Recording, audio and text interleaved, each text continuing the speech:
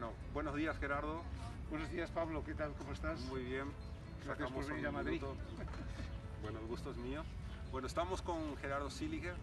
Él es uno de los candidatos para la elección de presidente de World Sailing que se va a realizar en los próximos días. Gerardo tiene una vasta experiencia en todo lo que es el mundo de la vela.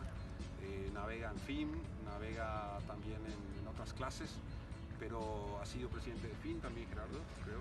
FIN, 49er y sobre todo, con hace mucha ilusión, 29er, que es un barco para los países emergentes, un barco sencillo, sí. Y nada, y también ha trabajado en el Comité Olímpico Internacional, actualmente con Thomas Bach y también con otros presidentes que le antecedieron. Y bueno, quisiéramos conocer un poco qué piensa Gerardo, cuáles son sus proyectos en caso de ser electo presidente de World Sailing y sobre todo qué consecuencias va a tener para Hispanoamérica y para Paraguay en particular. Así que bueno, bienvenido. Muchas gracias. Y cuéntame un poco, ¿en qué clase estás navegando ahora? Bueno, acabo de quedar, y lo digo con mucho orgullo, subcampeón de Europa en cruceros en el barco que se llama L30, que es el barco que es precandidato para ser el barco olímpico para el Mixed Keelboat, si se realiza. Sí, y he quedado subcampeón en Marsella. Estoy súper orgulloso de haberlo logrado. Gerardo, siempre vemos un poco en Hispanoamérica que vemos a la World Sailing un poco alejada del resto del mundo anglosajón, como que está en Londres y el resto del mundo se maneja por otro andarivel. ¿Qué proyectos tienes para acercar ese mundo de la vela, ya sea en desarrollo, ya sea en capacitación a los países emergentes? Bueno, lo primero es que un hispanoparlante o latino va a ser presidente de la Asociación Mundial de Vela.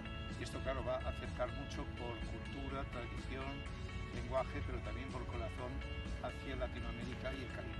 Sin ninguna duda, pues debido al coronavirus, yo tendré la oficina aquí en Madrid durante una temporada, con lo cual estamos mucho más cerca hacia allá. Pero concretamente, objetivos que tenemos marcados es fortalecer todo lo que es la vela juvenil, la vela de mujeres, la vela de países emergentes, la vela paralímpica, pero sobre todo una concentración de todos nuestros recursos humanos, económicos, de equipo hacia Latinoamérica y también hacia otros países de los países emergentes, en África, Oceanía.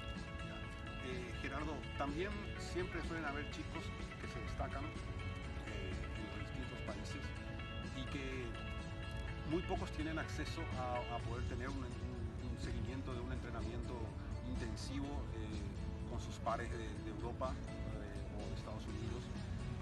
¿Cómo podríamos hacer de que los chicos que se vayan surgiendo en el futuro y que sean promesas de la vela en sus países puedan acceder a algún tipo de ayuda o de beca en sectores de entrenamiento, como sé que tiene España, en Santander, en Valencia? Sí.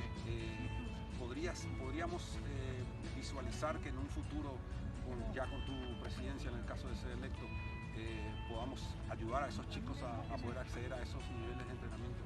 Te digo, con o sin mi presidencia, siempre España ha tenido una cercanía extraordinaria hacia Latinoamérica.